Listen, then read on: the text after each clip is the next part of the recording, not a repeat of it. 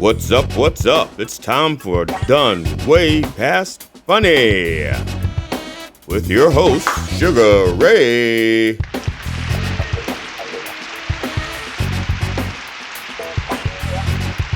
And GD Fenderson. Join us as we take a look back at the first time comedians took the stage with this week's guest, Brody. It's time to get down and get dope with Done Way Past Funny.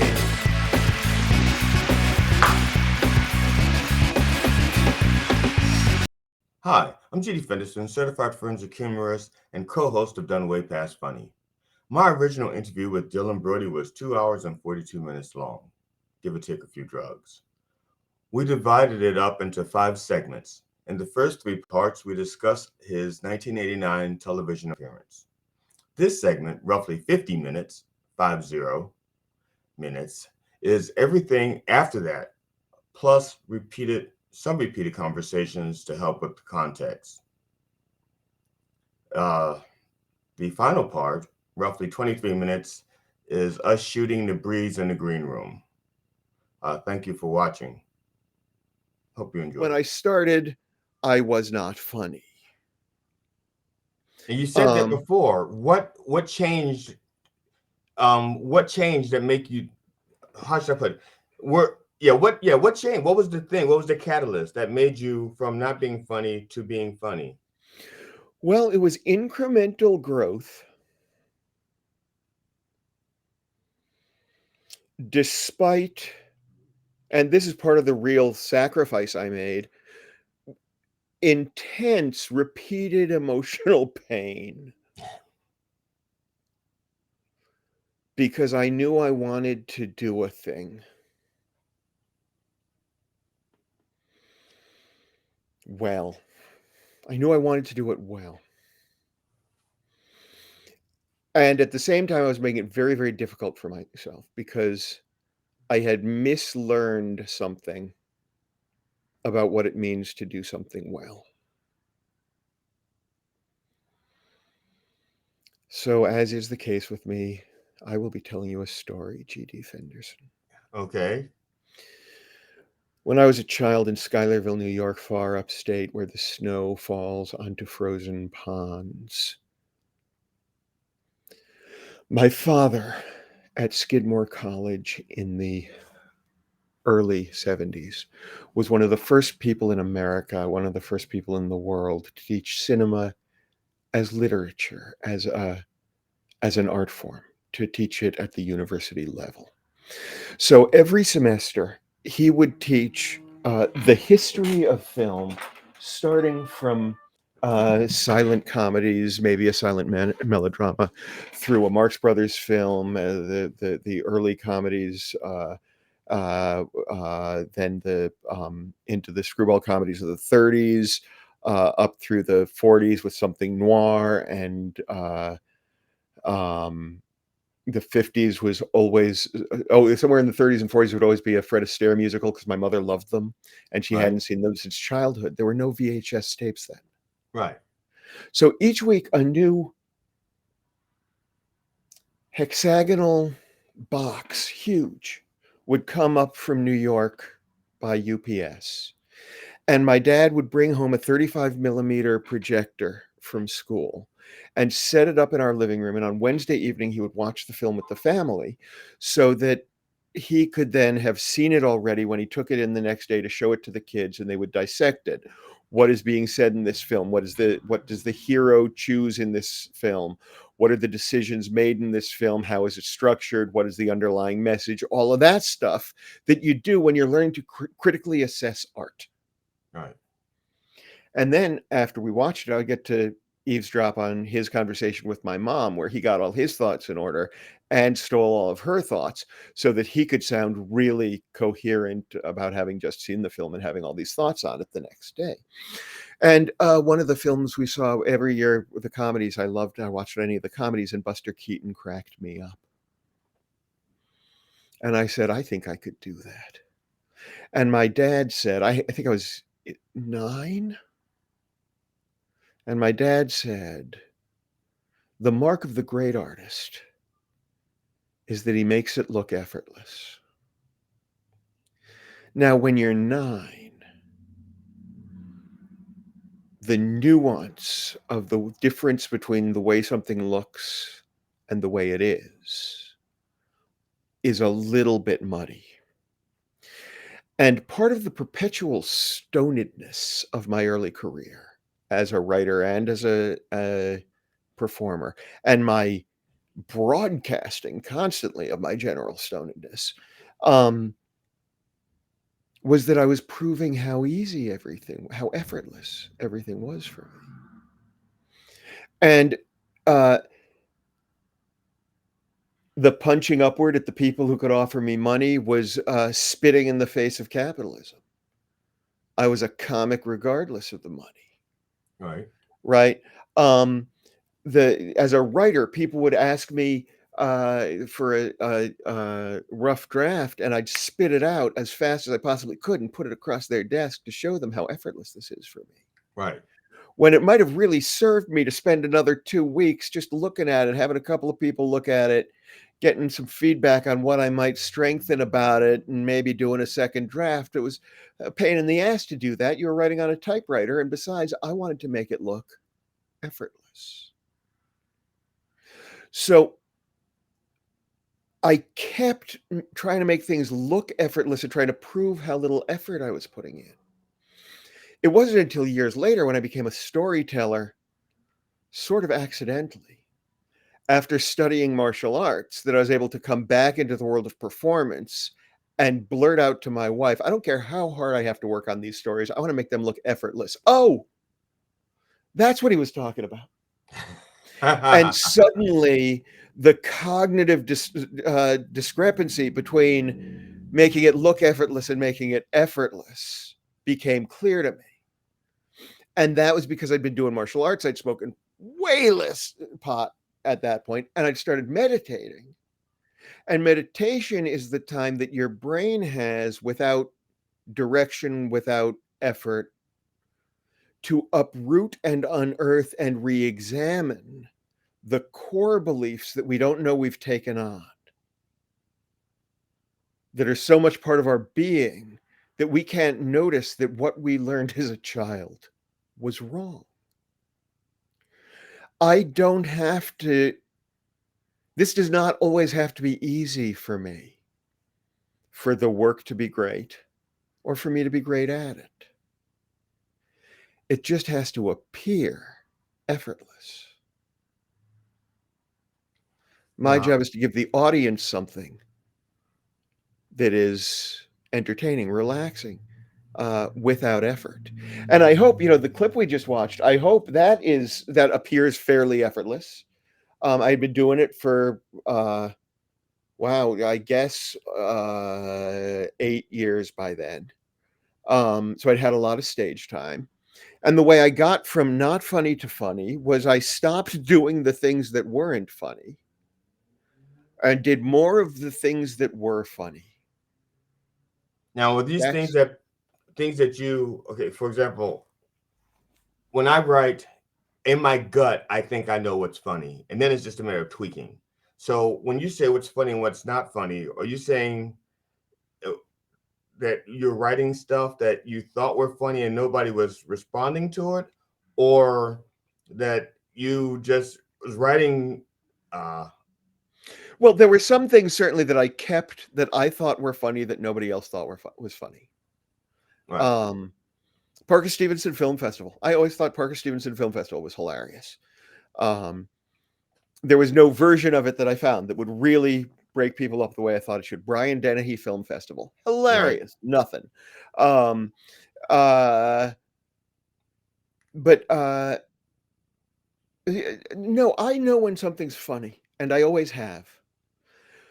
When I started, I couldn't consciously find the funny. Um, it's only in the last 7 years, 6 years, that I was able to really start to put together how a joke works. Um, And I created a weird video that you can find at activevoiceproductions.com/jokes, I believe. It's not a particularly funny monologue. It is a little, but it's mostly a hermeneutic examination of the structure of jokes. But I started trying to when I was in college. For philosophy class, I wrote a pointless and rambling essay as a thesis for the course that I called a philosophy of comedy. I called it Woody Allen and a philosophy of comedy. We didn't yet realize how creepy he was, or it would have been a Woody Allen and a philosophy of alleged pederasty. My Woody Allen impression is exactly the same as my Henry Winkler impression, but which significantly more alleged pedophilia and significantly less reverse home mortgage. I just got back from England where I attended the Lewis Carroll Award for overly avuncular activities. I don't want to say my date for the event was young, but she wore a training bra from the Victoria Can You Keep a Secret collection. For the record, I think Bill Cosby is innocent. If he were any more innocent, I would find him very attractive. It's the only impression I do, I think. But I adored him and in fact, when I first started performing, there were a lot of mannerisms that I couldn't help doing when I performed. I became a little bit Woody Allen when I performed my first sets, because it was the only way I could imagine talking to a room full of people was if I acknowledged at least that much that it was terrifying to me. The like with as with martial arts, I learned it incrementally. Because of how I wanted, how good I thought I must be in order to get where I wanted to be. But before I was to get where I wanted to be, I think some of the self-sabotaging came from the fact that I was not yet comfortable saying I'm really funny. I knew I was, but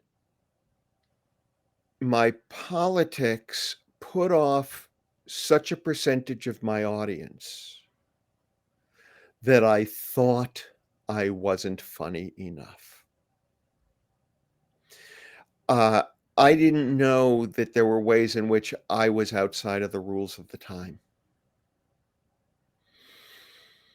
I didn't know that I was doing exactly what I had imagined doing.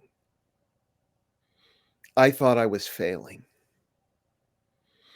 because these guys around me who were louder and angrier were succeeding. And I wasn't working with my critical abilities enough to know that I wasn't in competition with them. I needed to be looking for a whole different audience. And it takes a long time. First I had to learn how to write jokes, and then I had to learn how to string them together. And then I had to learn how to write the jokes that I wanted. By the time I got in at the Improv, I'd been doing comedy for, 6 months. I was funny enough to get in at the Improv after doing it for 6-7 months. All right. Okay, so I went to a lot of open mic nights and took a lot of emotional body blows of not being funny. The first of them were with somebody else's material, so that was a little bit blunted. They were given, that was written for me. It wasn't somebody else's material, but somebody wrote my act. It wasn't good. It was fine. It wasn't me. Then there was some that was with material that I took from a play from a young playwright with his permission. It was just a phone call that I did as an open micer a little bit. And then once I'd gotten my first few laughs, I got a notebook. And on the train down to the club, I could imagine things that I would say that might get a laugh. Right. Once I had established in my mind what the invisible audience feels like when it's made up of real people. Yes. I began to be able to hear the rhythms in my head that might get them there. And then and I started to write better jokes, and Josh Seelig gave me a joke, and I think Alex Bernstein. Oh, Alex Bernstein came up with a premise that became my big close. Alex Bernstein and I formed a comedy workshop. Oh no, this was before we formed the workshop because I was already in at the Improv when we formed the workshop. Alex Bernstein and I came up with a piece in a stairwell in a dorm. I used to wear a sword around campus as a fashion accessory because this was pre 9/11. It was Sarah Lawrence College, and I was studying a lot of Shakespeare and wanted to grow up to be Errol Flynn and George Carlin. Errol Flynn and George Carlin. So A Alex, swashbuckling humorist. exactly right. And Alex wrote a play in which he and I got to sword fight. A wonderful, funny play. Alex Bernstein, genius comedy writer and writer in general, lives on the East Coast. His books, I believe, Miserable Love Stories and Miserable Holiday Stories, available at Amazon.com. He and I came up with a piece in which I did the premise was okay, I wanted to close the show this evening with the sword fight scene from Romeo and Juliet. I was much younger at the time, you must understand. I did not have long gray hair. Now, obviously, it would be Lear. My partner could not be here. I'm gonna have to play Mercutio and Tybalt, and I would draw two swords, and then I would sword fight myself. I would do dialogue, oh, calm, dishonorable, vile submission. All staccato carries it away. Tybalt, you rat catcher, will you walk? And then I'd switch swords and switch sides of the stage. And I'd say, well, what wouldst thou have with me? And then I'd switch swords and I'd switch sides of the stage.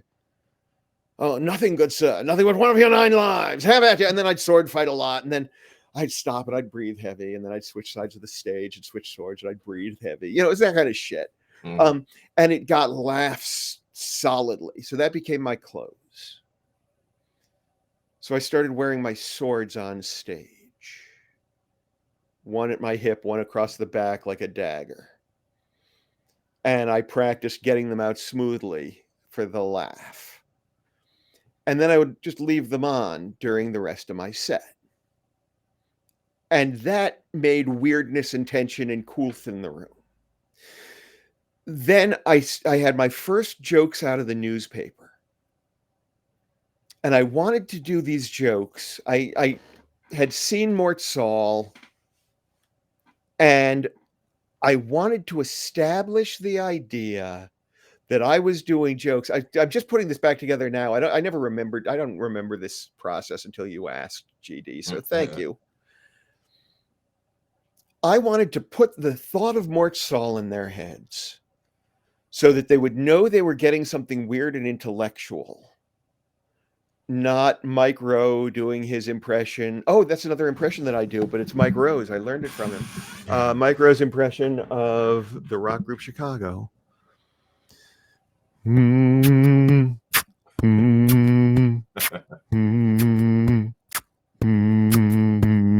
was all it was. I wasn't doing, Rondell Sheridan blasting a tape of "That's the Way," I like it, while showing cards that had the words on them. I was going to be doing news jokes, right? And I wanted to bring up, so I'd go on stage with the newspaper, and I didn't hold it through the whole thing. I'd have a cup of coffee and the newspaper, and the swords at my waist, and I'd put the coffee down on the piano. And I would open the newspaper and I'd flip all the way to the back and I'd say, I just want to share this with you. It bummed me out today. Wanted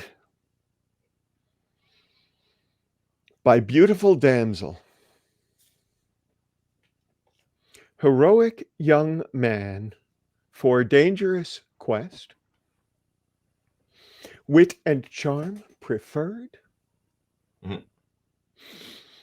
must bring own sword, some saxophone playing required. And that would get my first laugh. And they would think, okay, that sort of gets the swords out of the way. And then I would do bam, bam, bam, political jokes, and then close with Shakespeare. And throughout the set, I would make a habit of glancing toward the back of the room. So that by the time I got to, okay, my partner couldn't be here today, they're buying the premise. And then, there were always, no, that's not true. Occasionally, there were people who would say, "That was great, man. Did your partner really not?" No, you idiot. No, that's not what happened. Although now that I remember, I had forgotten that I used to do that as a whole continuing bit. Because later that sword fight came back. I did it on the Gong Show twice. Just the sword fight, just the Mercutio table sword fight. My partner couldn't be here today. And then the bit. First, I did it just as a competitor, and I believe Jamie Farr gonged me. And then they had me back for the all dueling episode. There was a dueling dueling bagpipes and dueling spoons, and then they had me on it, and I got gonged by Marshall Warfield. Well, I was about to say you have that distinct. I want to call it a distinct honor to be gonged twice with the same material. Sure. Well, they asked for the same material. Yeah, they asked for it. Yeah, I just Yeah. It was another, hey man, it was another payday on After Scale. I was more than happy to go get gonged by Marshall Warfield for now After Scale.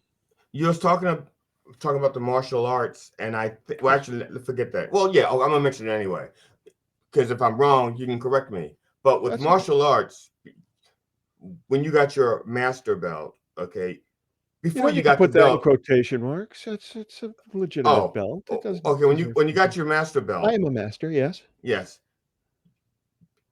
you learned the lessons that it required to become a master, even without the belt. So if they never gave you that belt, you would have those skills as a master. That is correct. So did the belt did the belt matter to you in that Have regard? have Because you you not you heard this you know you story, know or it. are you deliberately segueing into a story of mine, or have you not heard this story? I have not heard that story. Oh, GD, this is one of the key stories that I tell all the time with I coach writers. Um, and occasionally I coach martial artists, and I instruct martial artists, have instructed martial artists through to black belts from time to time, never beyond that. I'm not comfortable teaching people further into degrees. I want them at a studio working with the structure of um the culture of a studio. But all right. Allow me to have the floor for a moment, as if I don't do that too often already. Okay. Everybody overvalues his or her accomplishments, overvalues his or her perceived flaws and failures, and undervalues his or her accomplishments. Everybody. The day that I tested to become a master, well, the weekend, the test to become a master was a 2-day weekend, long test. I was testing both for my fourth Dan black belt in Taekwondo, which is the level at which in the US generally one can apply to be a master. I was also testing for my third Dan black belt in my third Dan black belt in Hapkido, and for a color advancement, already a black belt in Kigumdo, which is a sword style. So I had to demonstrate all my technique, right? Each test is cumulative. You show all the specific technique you've learned up to that time. So at that point, we're up to 20, I'm going to say 26 empty hand techniques and 3 staff, empty hand forms and 3 staff forms. So what you think of as kata in Korean, it's pumse. Um, 12 sword forms, nunchucks,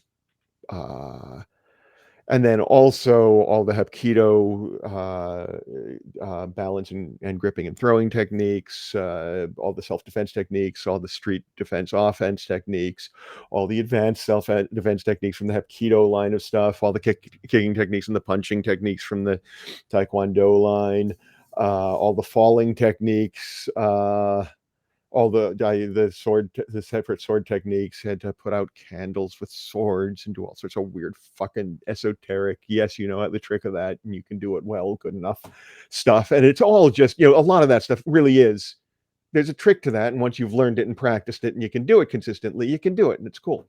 But it's not indicative of anything particular. And I afterwards I had to, and then, there was also all the sparring. I had to spar kendo style with the swords, and Olympic style one-on-one with a black belt, and then Olympic style rules against 3 black belts, and then no rules at all, but full padding against 4 adorable teen and 20-year-old black belts. And then I had to write a 2-page essay, and I'd done all this stuff and break bricks. Oh, you have to break boards and break bricks in various ways. You can find video of me breaking a stack of 10 bricks online. It's a lovely thing. I did it at a tournament to show off. And then the next day they gave me a belt. Well, later that week they gave me the belt, and I felt silly because now I had the master's belt that says master on it, and they were all calling me Sabunim instead of Sambanim, and they were calling me Master Dylan, and I didn't know anything now that I had not known the day before. But as a result, I did not feel quite worthy of the belt. Okay. But their respect began to change the way I comported myself in the studio. Because now they treat me differently. The ways you treat a master are slightly different. And that begins to change my confidence and my self-awareness. And because we are taught to be self-deprecating and never prideful, and always to overvalue our shortcomings and undervalue our accomplishments, my sense of confidence and accomplishment, I did not know, really until just now, was slightly undermined every time one of them called me Sabanim or Master Dylan. And then I was hired to do some work at MIT.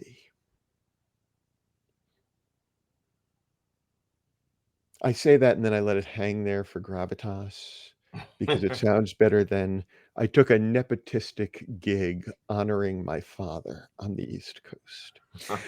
I was hired first by MIT to roast my father when the Council for the Arts was out here, and he was leading the Council for the Arts. And then they hired me on this occasion to go to the East Coast and host a big fundraising event and party as he stepped down as Associate Provost for the Arts at MIT, or as most people pronounce it, Arts at MIT, and went back to being a professor teaching theater there, which theater at MIT. And I went back to host this event. And I was funny and it was wonderful. I wrote 20 minutes of MIT specific jokes that I'm not going to do for you now. And then afterwards, there was an academic party where they served scotch in little plastic cups that cut your lips. And I was sipping bad scotch out of a painful cup. And a little man approached me and said, "Oh, that was funny. How did you do that? That was genius. That was wonderful." And it really was pretty good. I did jokes at the top. I emceed well, and then I closed with improv in the style of Mamet, Shakespeare, and my father, who was a playwright, and it impressed the hell out of me. And my father saw us talking and rushed over and said, "This is someone I wanted you to meet. This is Alan Guth." And I said, "Oh, hi, Alan Guth. I'm Dylan Brody." And my father said, "I think he's going to win a Nobel Prize in astrophysics in the next year or two." And I said, "Really?" Because I did 12 minutes of jokes, and he said I was brilliant. And my father said, "Alan is the man who discovered that the universe is expanding." And Alan leaned toward me, and in a tone far more confessional than conspiratorial, he said, I didn't discover it. I just proved it mathematically. And it began to dawn on me that we overvalue our own perceived shortcomings and undervalue our own accomplishments. Now, as a druid in training, I have come to learn that as students in anything, we take what is useful and we throw away what to us is not useful. And we bring to the game what is uniquely ours. It's how I run my workshops, because I do workshops for writers and humorists and all sorts of stuff. And my goal is always to turn on other people's epigenetic switches for productivity so they can find their process, right? I came back to the studio and I had only begun then to learn how much that is switched on by confidence and by the change in comfort with the milieu in which one is working. And I came back from this event on the East Coast and had been away for a week, 2 weeks. I'd had another gig. And one of the kids approached me, a teenager, came up to me and said, Master Dylan, are you teaching class tonight? And I said, yeah, I am. And he said, oh, good. I love it when you teach because you start with that thing. And the thing he was asking for, the thing he wanted, the thing that he loved, started every session that I ran. It was not something I had learned from an acting class or my master or from a Bruce Lee movie. It was something I had started doing because the athleticism of the martial arts created tremendous anxiety for me and required that I let go of epigenetic training, epigenetic level training, that I was non-athletic, could not do that, was an embarrassment. But when he said that thing, I knew that he was talking about my thing, and that not only had I taken a great deal that remained useful to me, and was there stuff that I do not do, like I cannot do a Chinese get up. Do you know what I'm talking about? The Chinese get up, the kip up, where you're lying on your back and you kick your legs in the air and you're standing up. I can't do it. Right. That is not a useful technique to me. I've thrown it away. I don't try anymore. Right? That's not I used to useful. do it as a stripper. Nice. Good to know. I did Good it to as a know. stripper. I know one other person who used to work as a stripper. That's weird. But he was a jerk. I was a jerk off, but that was for Oh, extra. fair enough. Fair enough. Good to know. The the thing was this, and I will ask you now to do it with me. I believe you may have done some version of this in one of the private sessions. The thing that I brought to the classes was this. I'm going to ask you to listen to your breath. I won't do a long version of it, but I feel I must just to close the story. Listening to my breath before a class, I would hear the room around me and just stay deep inside, going back to my breath. I don't remember where I had heard it, maybe a Thich Nhat Hanh lecture. Someone had once said, and I had absorbed it, meditation is merely the process of listening to the breath. And I didn't know if that was true or not. But I knew that it made me very uncomfortable to go to class every night. I resisted leaving the house. I put on the uniform and I drove down and I got right into the studio and didn't want to talk to anybody and sat in the back and listened to my breath. And Master Lim, my first master, took me out of the room and said, why you do this every class? I don't teach this. And I said, you don't like it? He said, I like it very much. I don't teach this. And I said, I'm scared, sir. And he said, yeah, it's good. I will tell you something now. And I'm going to stop doing the accent. There's a long tradition of doing impressions of one's master. I have an entire solo show that includes many impressions of my master. It's all about this experience. And it feels racist to too many people now for me to do it. But it's actually a tribute, though. I know, but I don't want, we have to be willing to change with the needs and the sensitivities and sensibilities of our audiences. We cannot defend our work as being right when the world for which it is right no longer exists.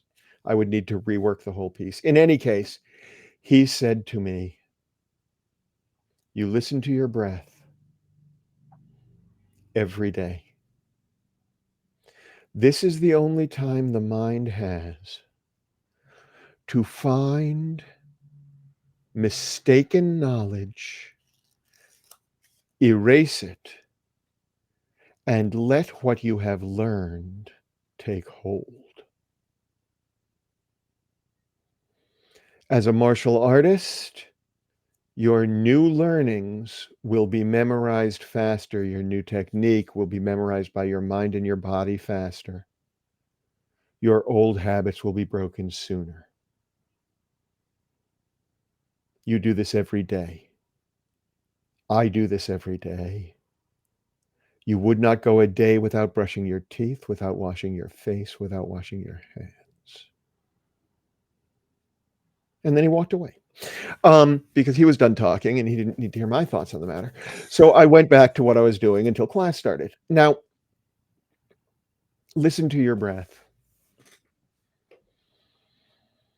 And I'm going to speak as you listen to your breath, and that's fine. You don't need to listen to my words or my ideas. You don't need to. You'll hear them, but you don't need to listen to them. You can listen to your breath and hear my words at the same time. When you're comfortable, if you're comfortable doing so, allow your eyes to close when they start to feel just a little bit heavy, or when you realize that you're not really focused on anything, so it would be easier. Just let your eyes close and listen to the sound of your own breath wherever you find it. This sound has been with you from the moment of your birth and will be with you until the moment of your death. As long as you can find this sound, everything is pretty much okay.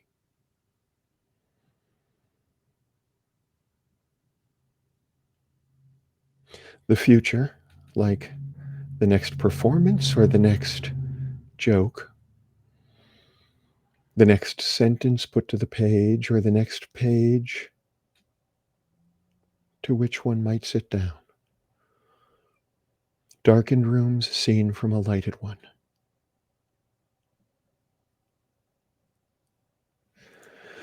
Everything we perceive as anxiety is a disruption of our peace in the present based on something we project onto the darkness of the future. We can imagine a show going well as easily as we can imagine a show going poorly. Listen to your breath. Steer your focus to your breath.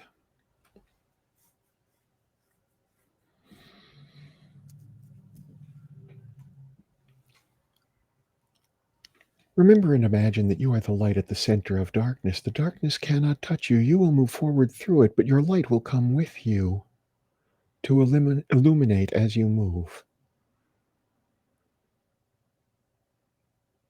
All that you've ever done that came from a place of rage or envy, of anger or jealousy, everything you've ever done that left you feeling remorse or regret rises away from you insubstantial as smoke. Guilt, shame, insubstantial. Gathers with the darkness, cannot touch you. You may see it from a distance, you may examine it, you may mine from it what you will for dispassionate expression and revelation, but you need not hold on to it or taste it. Now, as you listen to your breath, realize that you are the bright light of the candle at the center of the darkness, and all that you have ever done that came from a place of warmth and kindness, support for those around you, those you love, those you appreciate. This flows about you and warm, clear, it pools at your feet to cool and help you stand strong as you cast light. Illuminate the next moment Cast oxygen. Open your eyes. When this exercise turned out to be the thing that made someone glad I was running class, I understood at last how important it is that we recognize what we bring to the game as an accomplishment. I once told Garrison Keeler I had gratitude toward him because he made my career possible, and he said, "Oh, you are not only possible, you are inevitable." 2 weeks ago, no, last week, I stepped way out of my comfort zone and put together a short film made up of poetry. Very few laughs. Put it into the world. Got an email from someone who said, "Oh my God, I have wanted to pair my poetry with background music for so long. I couldn't figure out how to do it. Thank you for making this." I put it out not knowing what its worth was. I think it has no market. We illuminate the world as we move forward. This breathing exercise was the thing that genuinely made me a master and could not have happened if I did not have that belt. Because until I had that belt, I did not begin to feel the authority to say to a room 2 minutes before class time, even though my master hadn't told me to, sit down, line up, cross your legs.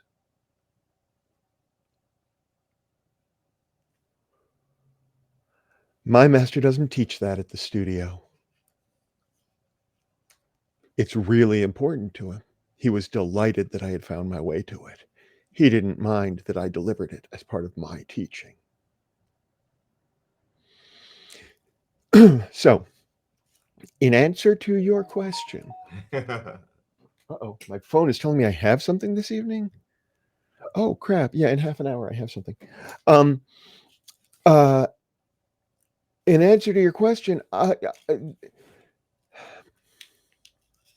yes, the belt meant more than I knew. Confidence is the key to doing anything and making it look effortless. And you cannot gain confidence by thinking about doing something, because then you are just projecting onto the future. And I don't care if it's writing or stand up or a spinning back kick. You do it at the right time, in the right moment, relaxed and comfortably, and it seems effortless because you bank the effort doing it many times, learning it, training it into muscles, training it into mind, so that it happens reflexively, all of it, the writing, the jokes, the spinning back kick, the arm lock, all of it without real need for consideration. We know what will be funny. We know how this functions as a setup. We know how that functions as the beginning of this series of techniques.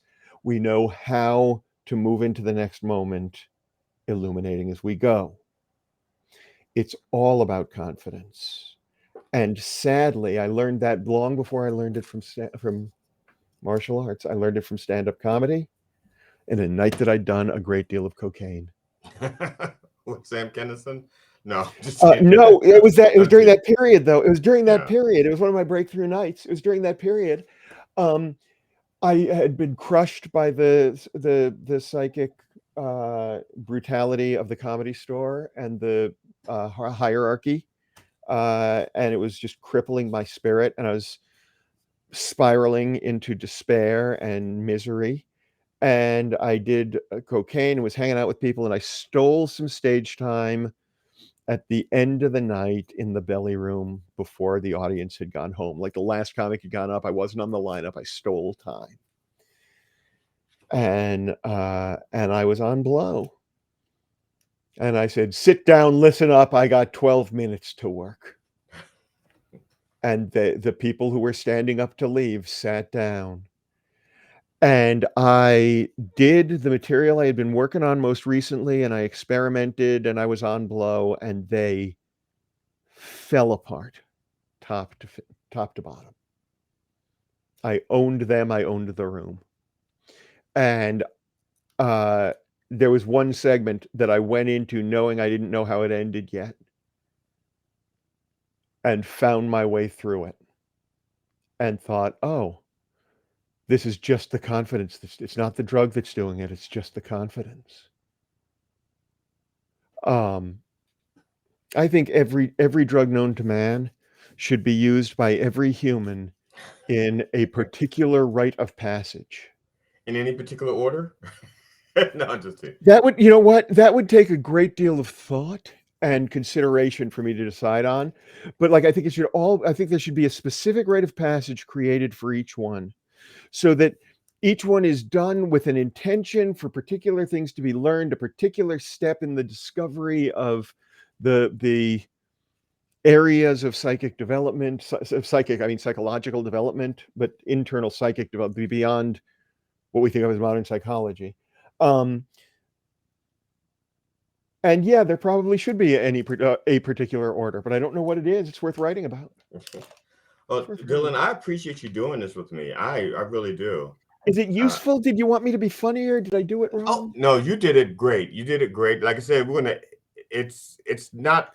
We're not doing it straight like this, so we're gonna edit it together. As a matter of Cool. fact, it should probably be 3 episodes because I'm Oh, making them cool. a half an hour episodes, and so this is Do great. whatever you like. Do whatever you like, man. So, but Please send I me the links when you've got them. I do like yes, my hair. it's beautiful. When I hear it, I will hate much of what we have said. I will feel like I ramble pointlessly. I Uh, will let you know that I can tell you now that it will not seem like you rambled that's because all I ask. at some point, like you're gonna like when you reference something, like you referenced the clip that we didn't show, the 94 clip, Yeah, the actual thing that you talked about, I'm gonna take that segment and put it right behind there. So that beautiful. people and like you mentioned Nora Dunn. Uh-huh. I'm going to cover my face with her face with a slight description of who Nora Dunn is so that people know who you're talking about. And put in the news article, uh, she boycotted, she refused to perform on SNL Yes. the night Andrew Dice Clay was booked. Yes. So I Um, would. So it's going all to right. be I can't wait to see what this is. Uh, cool. are my parents going to be embarrassed if they see it? No, Good. if they're not embarrassed by now, they won't be Yeah. embarrassed by The then. problem is they are. Um, all right, man. This was good fun. Thank you for putting so much time into letting me just talk about myself. Well, the whole point is to let people learn also, and I don't hopefully, object, and if they learn and you learn and I learn. I know I learned a lot. You are a wealth of information. I mean, dude. I am happy to. I am a wealth of information on like 5 topics, and I go deep into them, and I always worry that I'm boring people because I'm on the fucking spectrum. but Like, I'm interested in those topics, so you're not boring me. that's the thing. What I've realized recently is there are circumstances where it's okay to go, like, we're going to talk about comedy now for the next 2 hours. I can do that. We're going to talk about me for the next 2 hours. I can definitely do that. We're going to talk, we're going to talk about druidism for the next 2 hours. I'm in. But if I'm at a party, the look of rapt attention and dazed bemusement Yeah. register on my autismy brain as exactly the same. So I can just ramble on to somebody going like as though I'm doing a radio spot on the in-depth legend of the Awen and what springing from the well means. Uh as though I had been asked on a druid specific radio channel and they wanted my dissertation. So, thank you for this is what I'm saying. Oh, you're welcome. And You're not hating me.